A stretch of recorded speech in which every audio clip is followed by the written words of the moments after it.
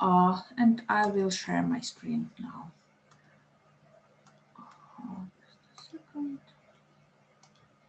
Okay. So let's continue our lectures.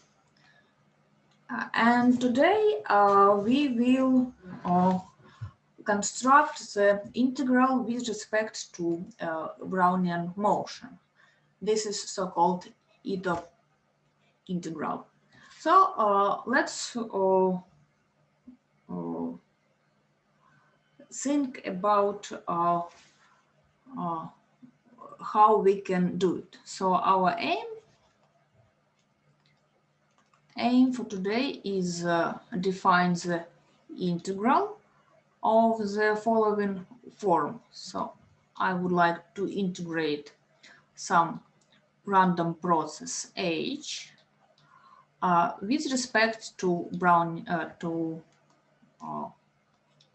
Brownian motion. This is it. So how we can do this? First, let us discuss some difficulties that we can have when we will try to define the integral. You can recognize in such an integral the Riemann-Stieltjes integral. And the first problem that arises here that we can recall that the Riemann-Stieltjes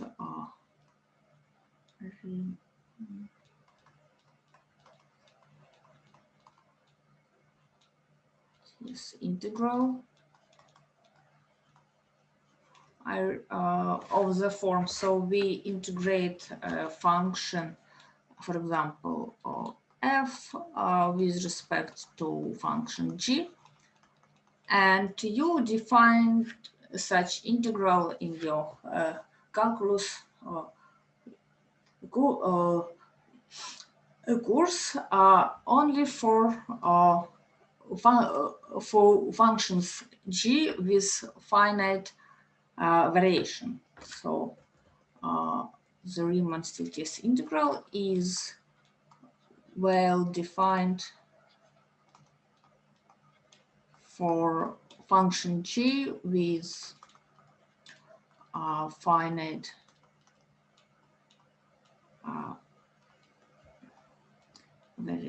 variation. So I will recall what does it mean. So we discussed variation of a function on the first lecture when we considered properties of Brownian motion. So what does it mean, finite variation of function?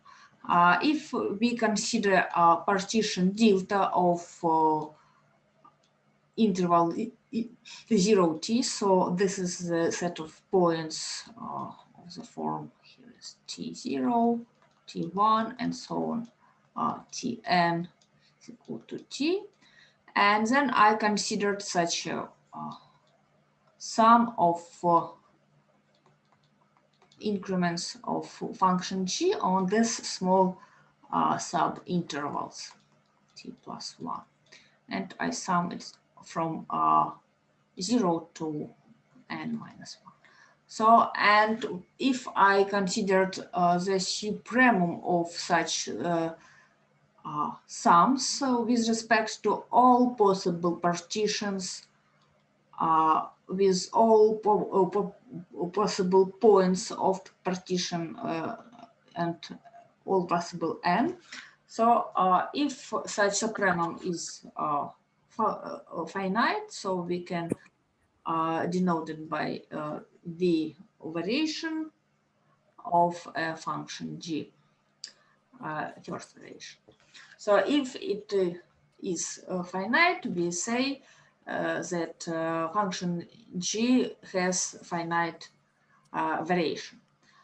And why do we need such a condition? Because if we define the Riemann-Stieltjes integral with respect to function how do we do it? We considered all such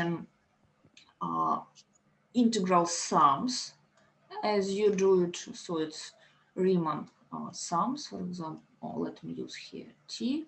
For example, if f is continuous, I can take here arbitrary point of interval, and for example, and this, and I multiply by increments of function g here. Yes, so this is such a limit when we have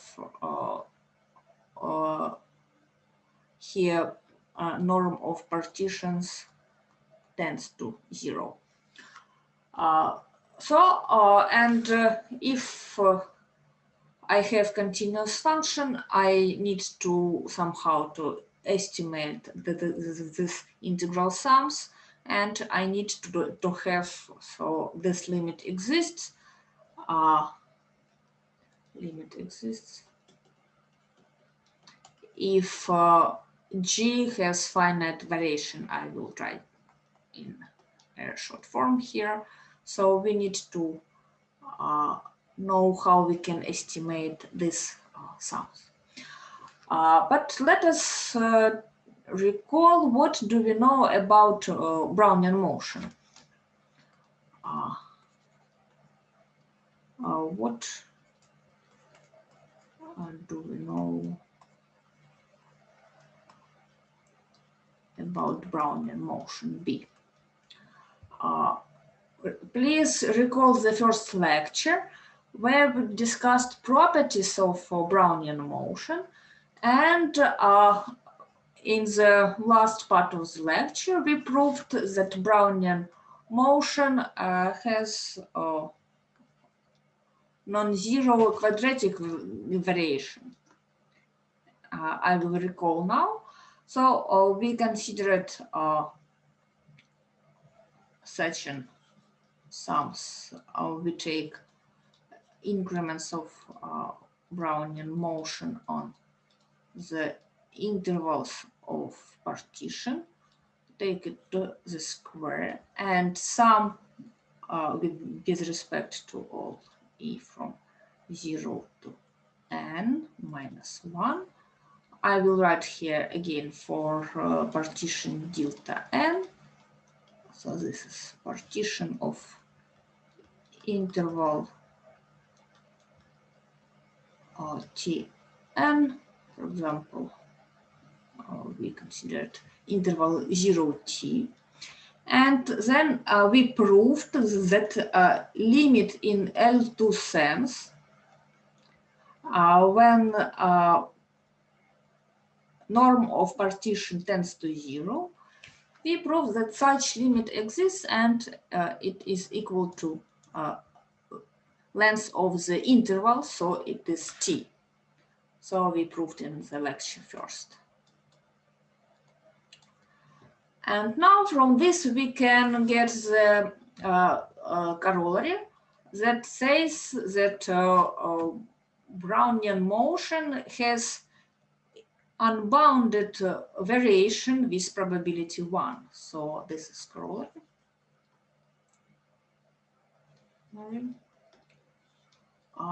With probability 1, Brownian motion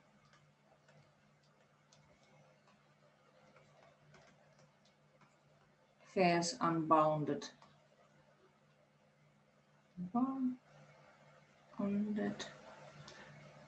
variation. How we can prove this? It is not very difficult. What do we need to prove? That such sums, so this is questions, that such sum n minus 1, here norm bt I plus 1 minus b at point ti tends to infinity almost sure. So this is the question.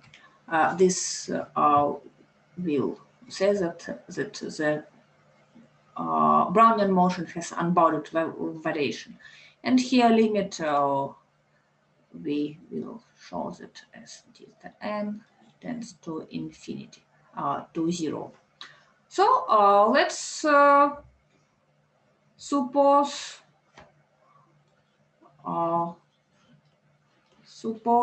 that this limit is bounded, so that b is a function of bounded variation.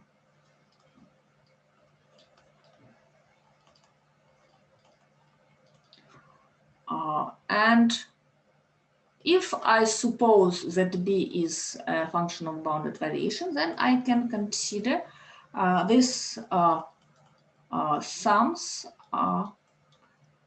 for quadratic variation of Brownian motion. So I know the limit behavior of quadratic variation, so I will use it now in this proof. So 2 squared. And let us estimate this sum as following. I have here two multipliers, and I will estimate the one brackets with maximum of all values ti plus 1 minus b from ti. I put it before the summation, I from 0 to n minus 1. And under the summation, I will have only one increment here, minus b t1 I from 0 to n minus 1. So as we assumed that b is a function of bounded variation, then this sum is bounded with this value of first variation of Brownian motion. So I recall that variation of function is supremum over all sums when we consider that there are all possible partitions here. So we can write here such an upper estimation. So I can continue with this, and here I write maximum I from 0 to n minus 1, here ti plus 1 minus b ti. Now let us recall that Brownian motion is a continuous function, and since I considered the Brownian motion on the interval 0t, it is uniformly continuous.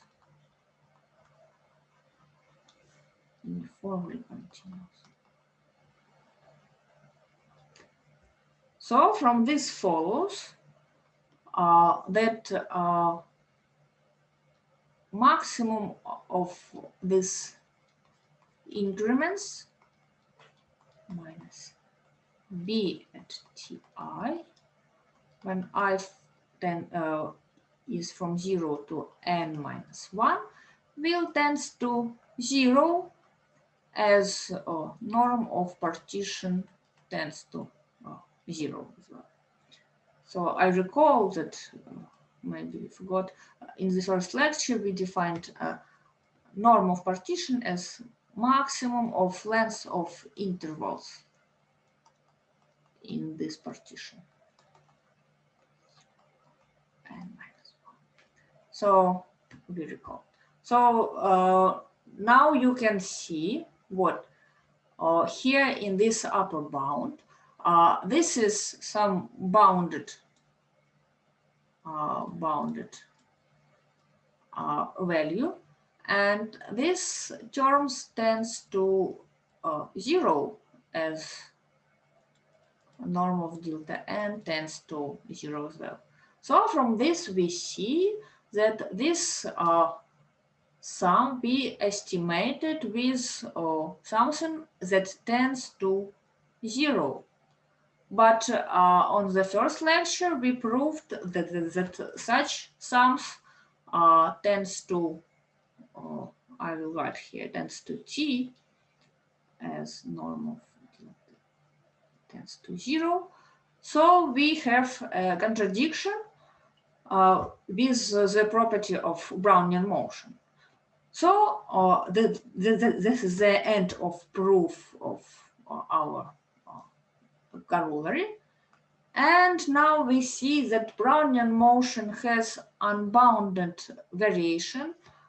And as a result, we can say that we cannot define Riemann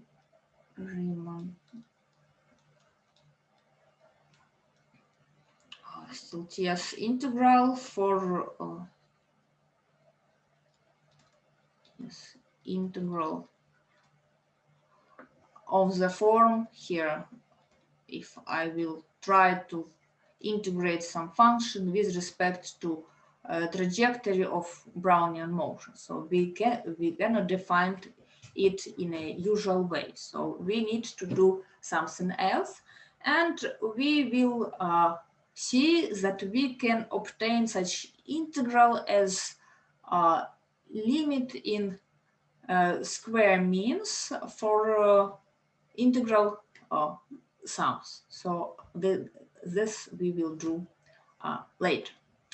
But before, let us consider another problem.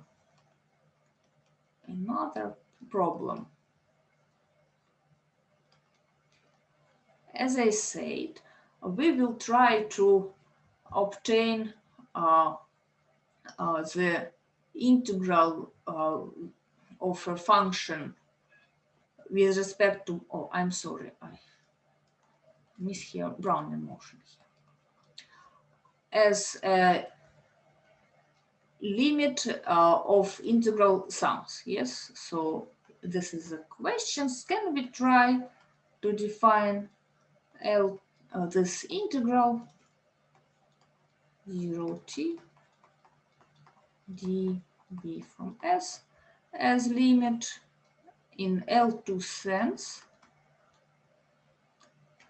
of integral sums? We can try to do this. So this is from ti b from ti plus 1, or this I do not know what to take here. I will write the question minus b from ti. So what point we need to take here in order to get some limit? Okay, so and to understand the problem, let us consider such an example. We will try integral on the interval from 0 to 1 of Brownian motion with respect to itself. So how we can do it? Okay, as I said, we will try to find L2 limits of integral sums, but we can take here different sums. So we can do it in the following ways. First, if I try to define this integral as L2 limit of following sums, I will take, for example, right point of interval. So I will take ti plus 1, here b ti plus 1 minus b ti. You can recall that when you defined the Riemann-Stieltjes integral for continuous function, you proved that the limit does not depend on the point which you take here in this integrand, because for continuous functions the limit will be the same. So I tried to take the right point of the interval. So this is the question only. This is not the definition, so be careful. And let me consider this sum. And first I will calculate the expectation, just expectation of it. This is not hard. Ti plus 1, and here I multiply by increment bti. So what do we have here? We need just to recall that the covariance of Brownian motion is known and it is minimum. So just recall that expectation of b from t, b from s is equal minimum between t and s. So I will use this knowledge here. So first expectation here, expectation b from ti plus 1 multiplied by bti plus 1. This is ti plus 1. And here minus expectation b from ti plus 1 multiplied by b from ti.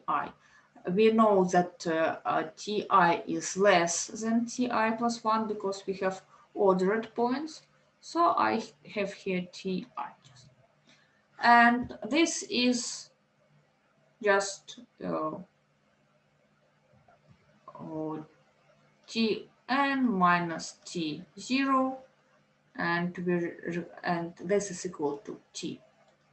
Oh, I'm sorry if I considered here from interval on the interval 0, 1, we have here 1, because I take partitions. I also recall that I have arbitrary partition of the following form. Tn is equal to 1. So this is partition of the integral of interval. Okay, so this is first, and we see that the expectation is equal to 1. But let us try another way.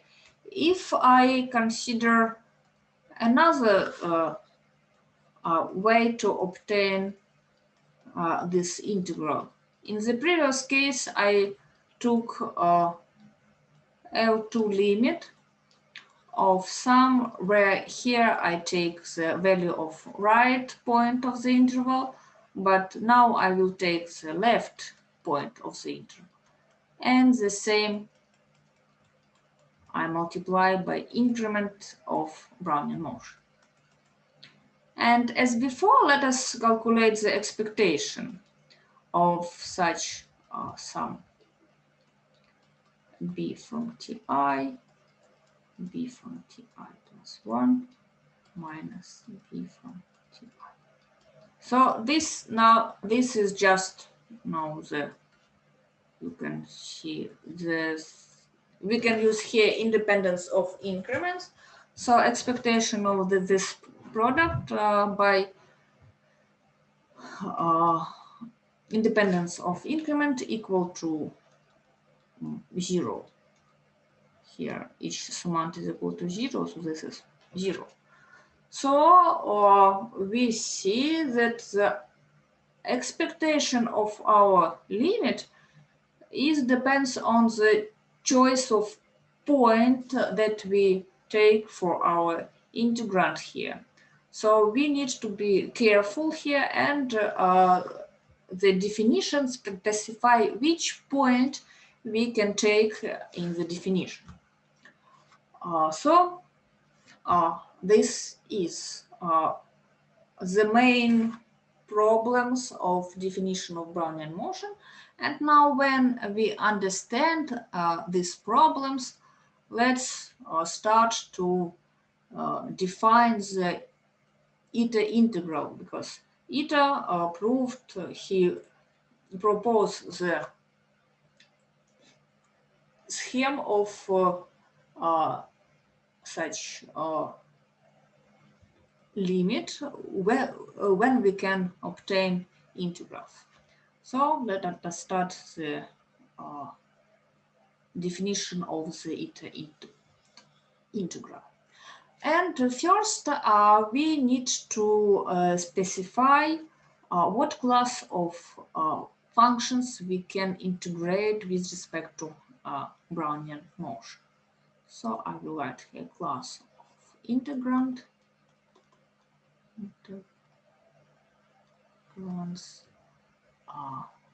So this is H. So what processes we will consider? To avoid the problem that we described here with different points in values in this integral sums, we will take just the one specific class of integrands. So we will consider the second approach here, and we would like to obtain the integral with zero mean. But here, what property do we use when we proved that such sums have expectation 0? We use here that the integrand at point ti is independent of increments. So this means that they are measurable with respect to the past. Yes. Taking this into the mind, we will give such a definition. And this will be the class of integrands for our integral. So we will say that a process, I denoted by x t omega, that is defined for t and omega from omega, is called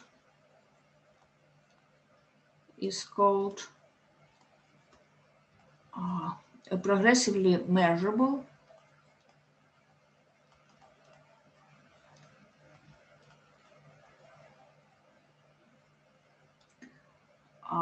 with respect to filtration ft.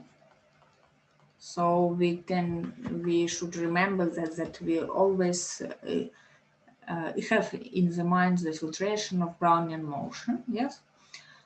So it's called progressively measurable if for each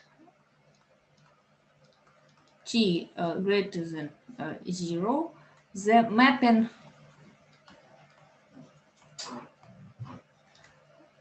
if I consider the mapping from interval 0t, so from this interval multiplied by omega to r, so I assume that such mapping is measurable with respect to sigma field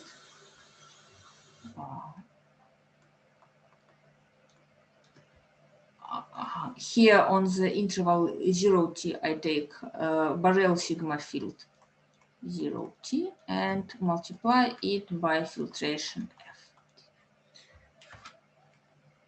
So what does this property say? That if you consider the values of process on the integral up to the moment of time t, this will be measurable with respect to filtration ft. So this is the main property. So now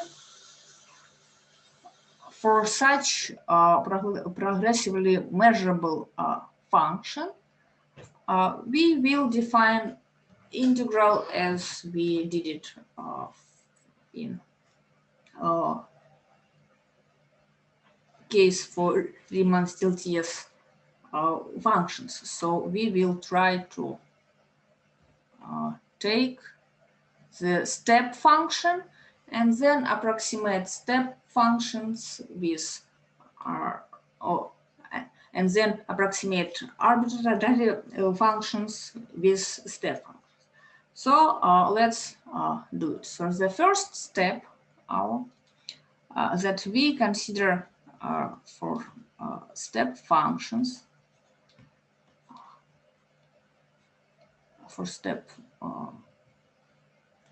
not functions, step progressively measurable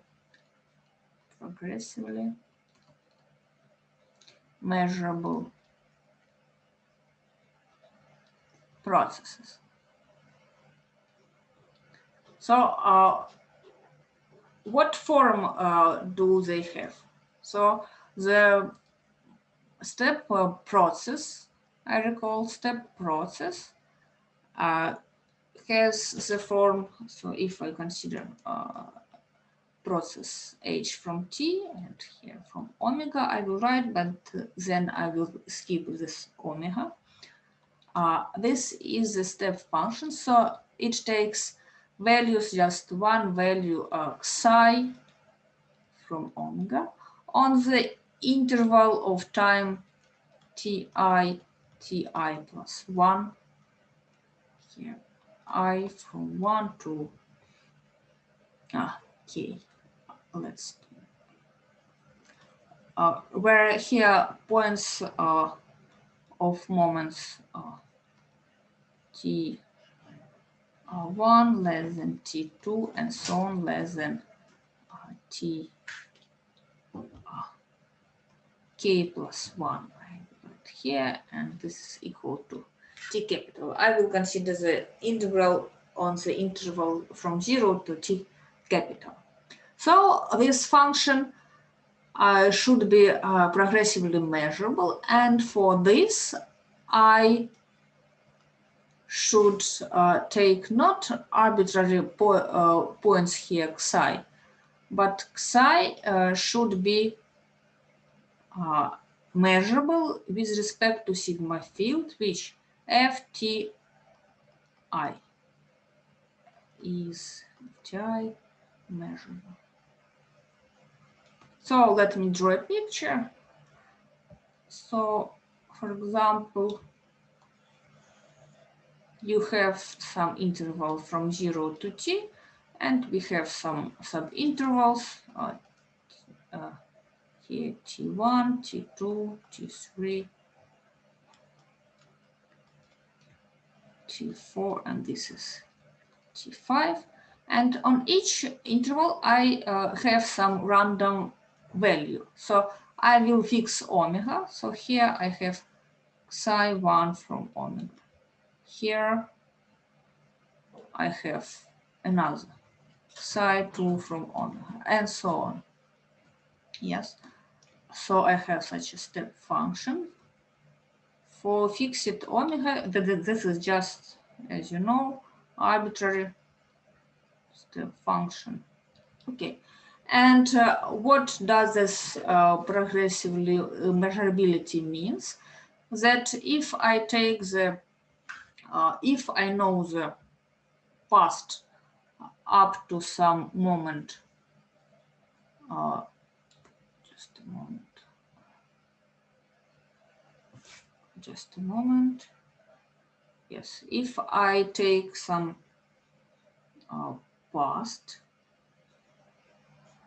here, yes. So if I know past, then this value is measurable with respect to ft3. So this value size 3 is measurable with respect to ft3. Okay, so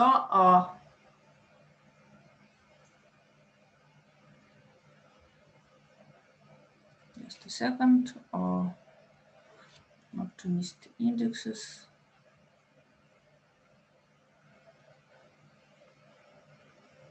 Yes. Okay, so let's, for such functions, we will define the integral as usual. For such function, we define the integral on the interval from 0 to t. Here I have s from t with respect to Brownian motion. So if I have step functions, then I just summate the values on the interval. So this is xi, and multiply it by increments of Brownian motion, ti plus 1 minus b from ti. Okay, I from 1 to k. Okay, if I can, so I can define such an integral. So this is okay. Now the main problem here, oh, I'm sorry, it closed.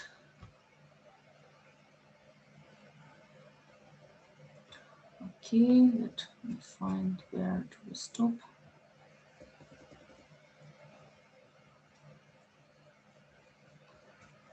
Okay, such function, oh, it does not save here. I will find for such functions h from s, d, b from s. This is just sum here. Psi I from omega multiplied by increments b ti plus 1 minus b from ti. Now the idea very simple. First, we need to approximate. So, idea.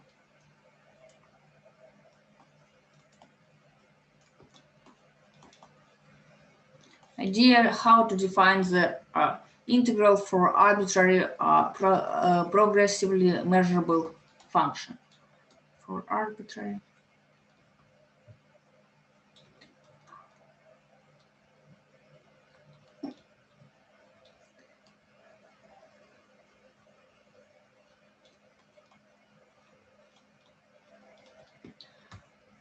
We at first will approximate it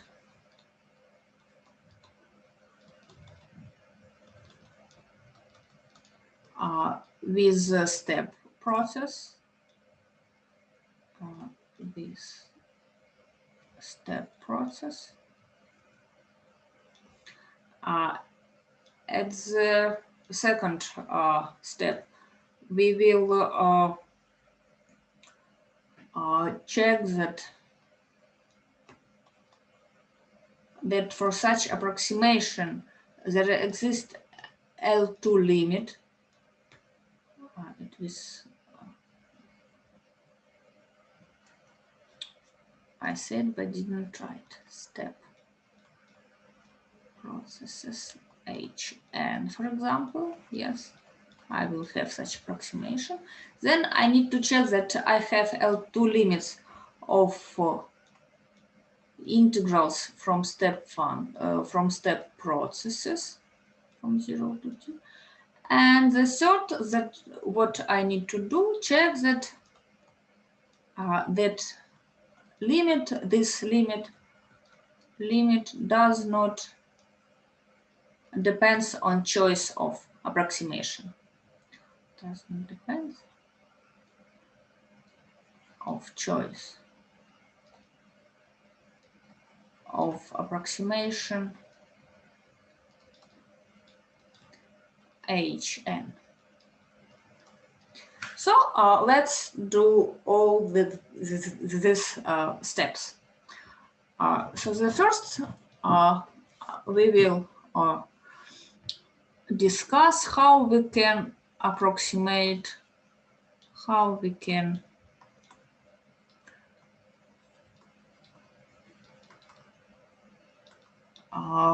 progressively measurable process.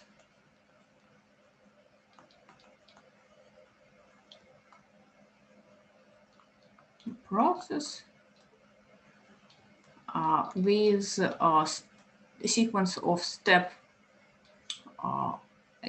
also progressively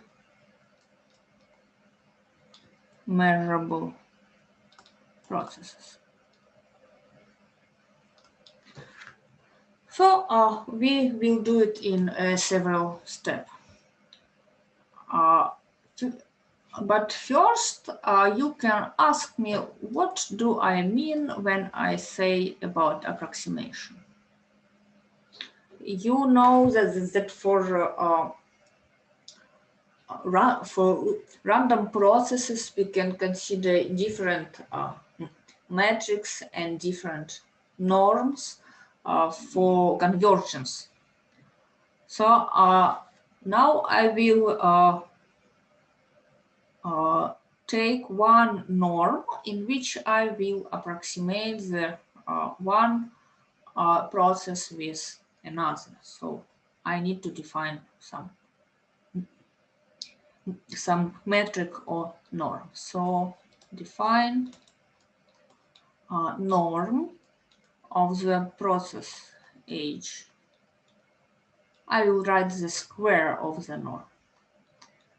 So for integration, we can assume that norm should be defined through integrals as well. So the norm I will define as expectation of integrals of squares of the processes. So this is very similar to just L2 norm in the space of functions, but here I put expectation because we have random processes. So this can be familiar for you.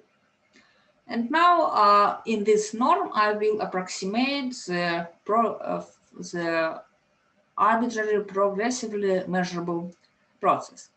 And I will do it in several steps. So the first step, I will approximate so that H will be arbitrary.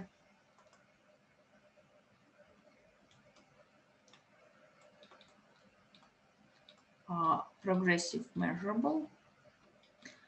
And I will approximate it with bounded functions. So let me define Hn from T omega, which is equal just H from T omega minimum n. So I recall here notation that minimum where this is, I'll use minimum from A for two non-pairs A and B. I use such sign to denote minimum. So such functions are bounded, and it is can be easily checked that such you can do it by yourself, I believe. check that norm, this norm minus h tends to 0 as n tends to infinity. So this is not hard to check. Because we have no much time, I will just write steps and give you idea how to prove the conversions. So now if I have bounded progressively measurable functions, so I know how to approximate with bounded. Now I will take a bounded, let h be bounded progressively measurable. For bounded, I will approximate it with continuous functions, and we approximate it with continuous functions of the processes. So we can define h n from S omega. The integral of the following form. So here I will just write here this S omega into S, and here integral from S minus h to S, and here I will write 1 over h. So here you can recognize I will take h is equal 1 over n. Okay. Here you can recognize what I done. I just take some function. It can be non-continuous, something like that, and I just for each point S, I consider such average value from interval S minus h up to S. So I considered this integral just average value of the function h on the interval S minus h S. So this is just arbitrary calculus. So this is just a calculus problem, and you can check that such functions are continuous. So this is for your exercises. This is just a calculus. Here you have no any probability problem. So Hn is continuous. This is not very hard to check. And also, what I can say about these functions Hn. We can see easily that Hn is progressively measurable, because I take the average value of the past of the process, yes? And when I take the values of the past, it will be the measurable with respect to the same sigma field as before. So this is not hard. And since we have bounded function h, then we can apply dominated convergence theorem. Apply dominated convergence theorem to prove that we have convergence in norm that I defined earlier. So this is converged to 0. This is also you can check. And the next step in our approximation is to approximate now progressively measurable continuous process. Now H is continuous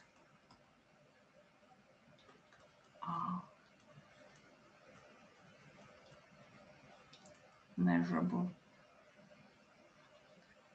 at last with step process, with step progressively measurable process.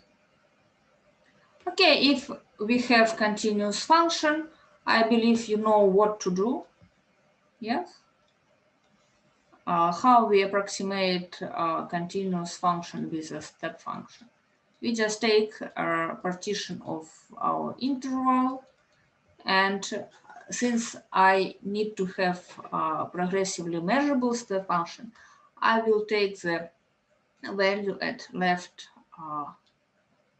point of the interval. So this is just a picture how we can approximate continuous function with step function. Yes.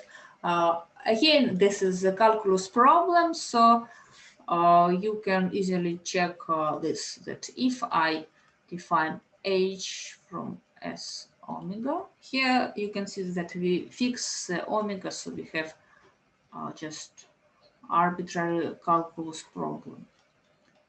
So I take the value at the point j over n omega for s from the interval j over n, j plus 1 over n. Here. So this is how we can approximate progressively measurable function with progressively measurable step functions. So this is it for approximation. And as I said, I give you just idea how we can do this, and here 3 steps for your exercises, and you can do it using arbitrary calculus from your previous courses. Now the next step, how we can use this approximation in definition of the integral. Yes, so I recall for step function,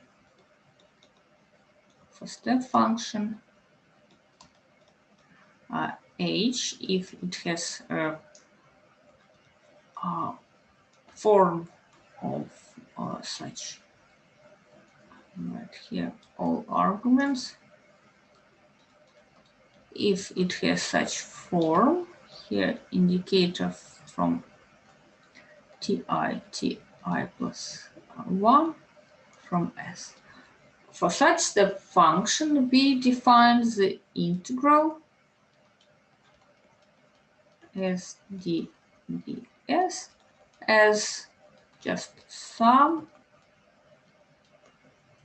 xi I from omega, and here I multiplied it by increment of Brownian motion on this interval. Okay, so let us discuss properties of such integrals.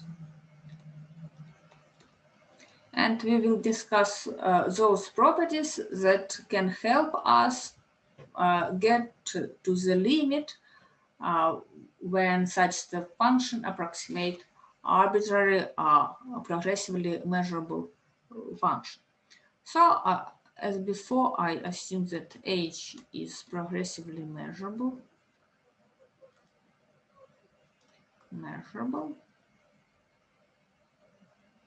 Step process. Then such integral has following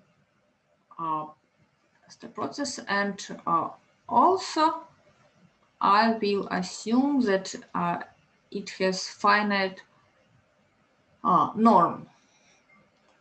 So norm, as I defined before, has such a form, and I assume that this process has finite norm. Then the integral has following properties. First, the expectation of the integral from 0 to t, h from s dbs is equal to 0. Let's prove it here. This is not hard. So since I have step function, I have this integral of this form. So I just write here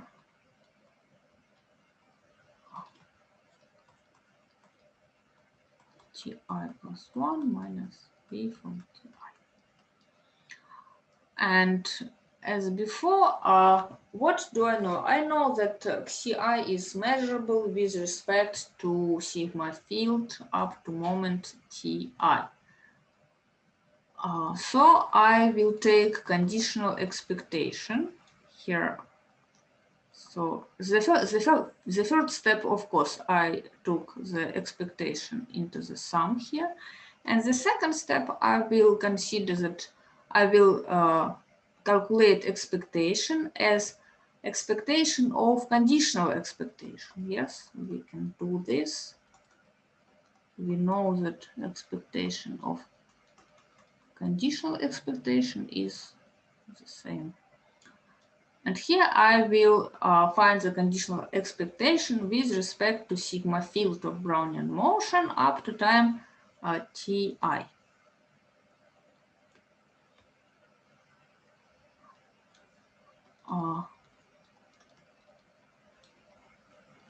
So in this conditional expectation, I will write here, since the process H is progressively measurable, we have that psi I is Fti measurable. We have this in the definition of progressively measurable function. So I can put this measurable random variable out of conditional expectation. I will write it out of conditional expectation. And now recall that what do we have here? We have here increment of Brownian motion, and it independent of the previous sigma field. So we use independence of increments. So this is just the unconditional expectation.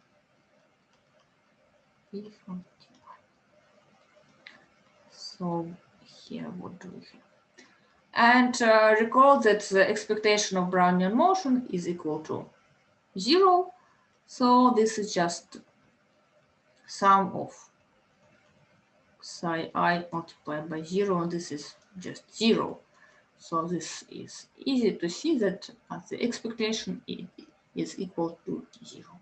The next property is much more important since we will consider the limit in square means of the integrals of step function.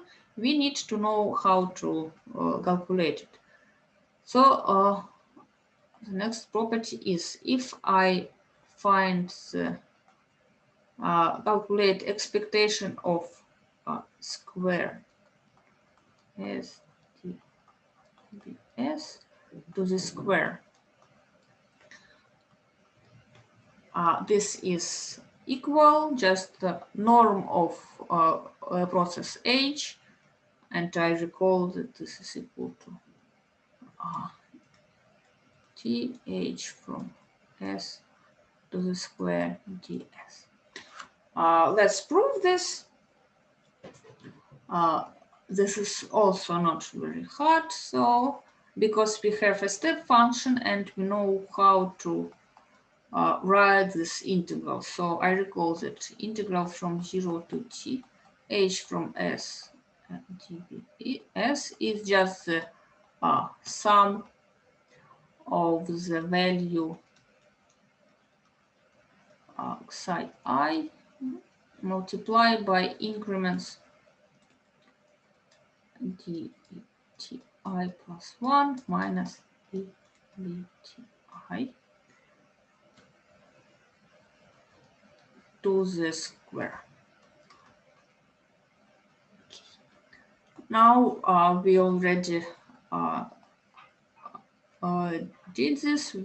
How we can find the square of sum? We can rewrite it as two sums with respect to I and j from 1 to k, and here psi I psi j b from ti plus 1 minus ti multiplied by t j plus 1 minus b from t j. And again, I will take the conditional expectation of these terms, but first I will consider such sums. I will consider sums where these indexes are equal, so j is equal to I, and those sums when, for example, I less than j. And since we have symmetrical here terms, I take here 2. So for the first sum, I will write in such way: when I is equal to j, what do I have? I have just psi I to the square, and here b ti plus 1 minus b ti to the square. And as before, taking conditional expectation with respect to f up to time ti, what do we have? We have that here I can write expectation of psi I to the square, and the expectation of square of increments. We know that this is a normal distribution with this variance of increment of times. So this is just ti plus 1 minus ti. And here you can recognize, I from 1 to k. Here you can recognize just the expectation of step function. Yes, this is just expectation of step function of squared. Okay, I have square of function, and I write this as integral. So this is the first summand here that I considered. And the second, when indexes are ordered, let me write here this I less than j. And here I have such I plus 1 minus b from ti. And here b from tj plus 1 minus b from tj. So since I is less than j, I will take the conditional expectation with, I will write, I will not rewrite it properly. I will write conditional expectation of this. What do I have here with respect to f tj? And then all these values are measurable. I put them out of conditional expectation, and the conditional expectation of independent part will give the 0. So we can see that this is equal to 0. So this is the proof of this property, that expectation of square of integral is equal just expectation of a squared function just with respect to ds. So this is usual integral. Okay, so now when we know this property, we can formulate the main theorem that will summarize all our work from today's lecture. So suppose that H is a progressively measurable process.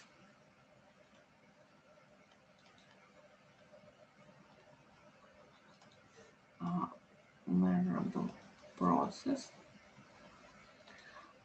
such that its integral from 0 to th squared from s ts expectation less than infinity, then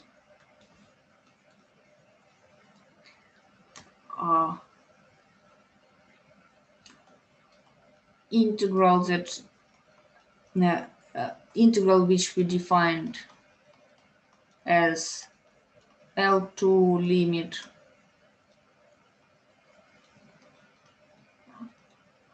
of step function dbs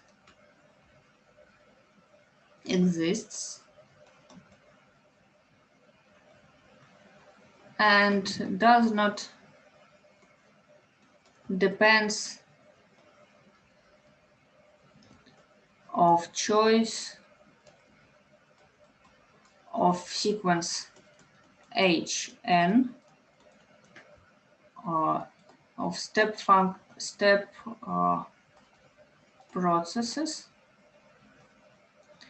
which are progressively measurable, of course. Measurable does not depend of choice such that, so I need to choose such hn such that the norm which we defined before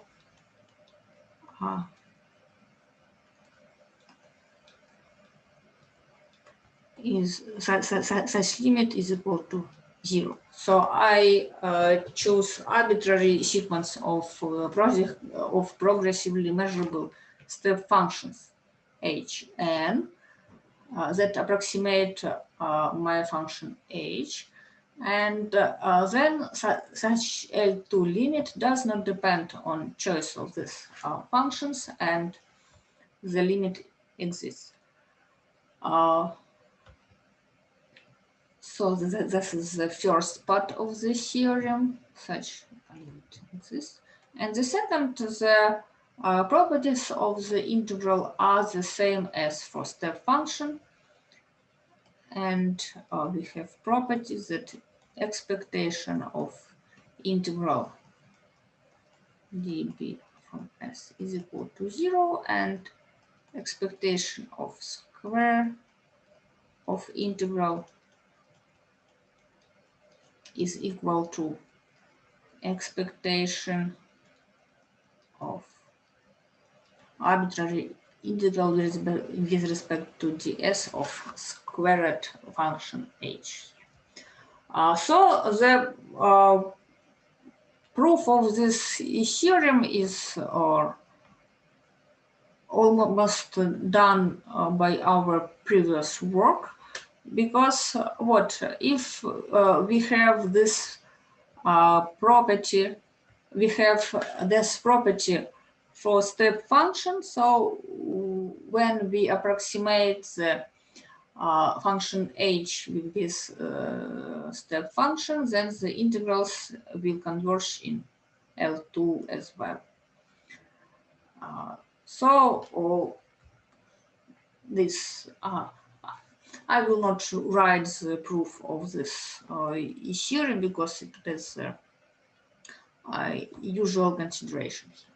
But now I have, if you allow me, I take another 5 minutes and consider some example, because we did hard work, but it was a little bit boring work, and we defined some integral. But now let us try to calculate some integral. So let us consider example.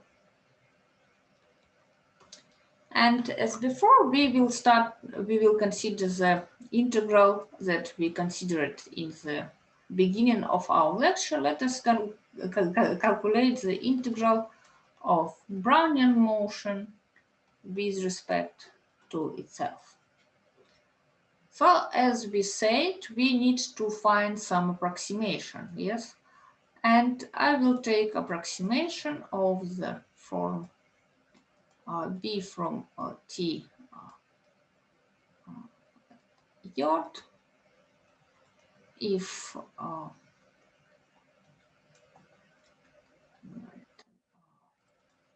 is equal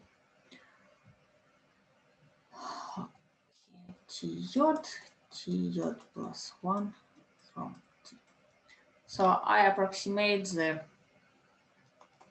Brownian motion with such an step function. Why this is progressively measurable step function? So here I have t0, t1, and so on. Tn minus 1, this is Tn. And if I have a Brownian motion, something like that, my approximation is equal to this value. Oh, this is the same. Here, this. Okay, so this is the approximation. And what do we need? We need to find that norm bn minus b converges to 0. So let me find the expectation of integral from 0 to t. And here bn minus b to the square. Let me write the s minus b from s squared ds. Now I will write the integral as sum of integrals on each of these subintervals. So this is expectation of sums yacht from 0 to n minus 1. I'm sorry, I did not specify here. Of course, I need to specify these intervals. I will take t yacht, which is equal to yacht over n. Yes. Okay, then this is yacht over n to yacht plus 1 over n. And here bn from s minus b from s. And now what do I know? That the value on this interval I will rewrite here, that this value just equal to b from value at yacht over n. Yes. So now I just put the expectation inside. Got from 0 to minus 1 here over n, and the expectation of squared of these increments. Recall that this is Gaussian random variables with known variance, so this is just s minus yacht over n to the square ds. And now you can calculate this integral easily. You know that this is just is integral, so this is equal 1 over 2 n squared. And this is equal 1 over 2n, and this is tends to 0 as n tends to infinity. So indeed, such step functions approximate Brownian motion. So we will use this approximation, and we see that this is progressively measurable step process. So for such process, what do we need? I consider sums as n which are equal to n minus 1, b from tk k plus 1 minus b from tk. So this is my integral sums, and let us find that this is equal to let me explain a little bit so you will understand what do I use here. I will use that I just write transform k plus 1 from, if I consider one summand, I can write it as 1 over 2 from b squared from tk plus 1 minus b squared of tk.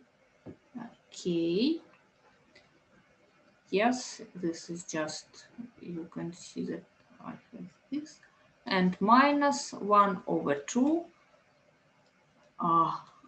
the same increment but squared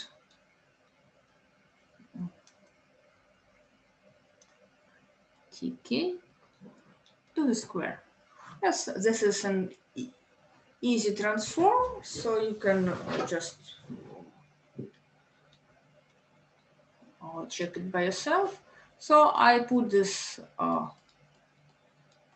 into the sum, and what do I have? I have that here 1 over 2 b squared tk plus 1 minus b squared tk. Here you can see that the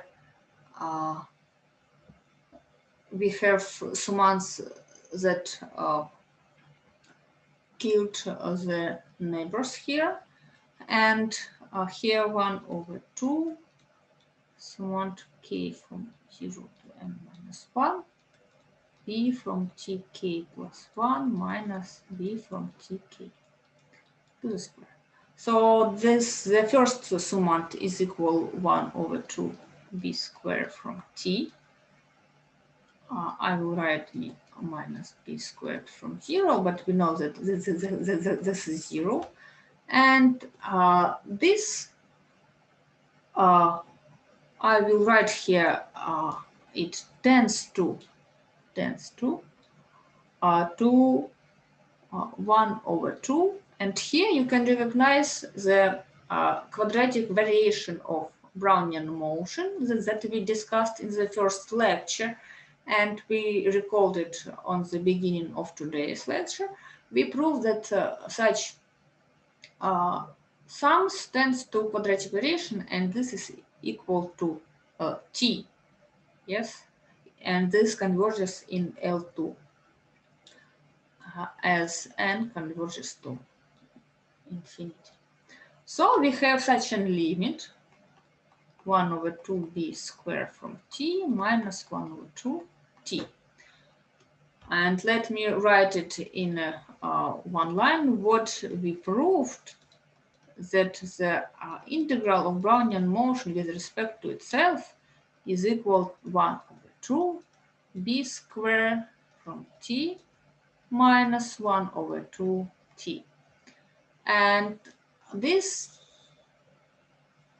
if you looked at this carefully, and if you recall, what do you know from calculus? You know that if you consider function and you find the integral with respect to itself, yes, what do you have? You have 1 over 2f squared from t minus 1 over 2f squared from 0. And you do not have another part, yes? So in the integral, we obtain some addition terms that you, but we do not have it in the deterministic case when we consider it just Riemann-Stieltjes integral with respect to some function. So this is the crucial property of the integral, and this leads to eta formula, which we will discuss on the next lecture. So this is it for today's lecture. And if you have some questions or comments, please you can ask. Maybe you have comments from the or questions from the previous lecture. You can also ask, and I will try to answer.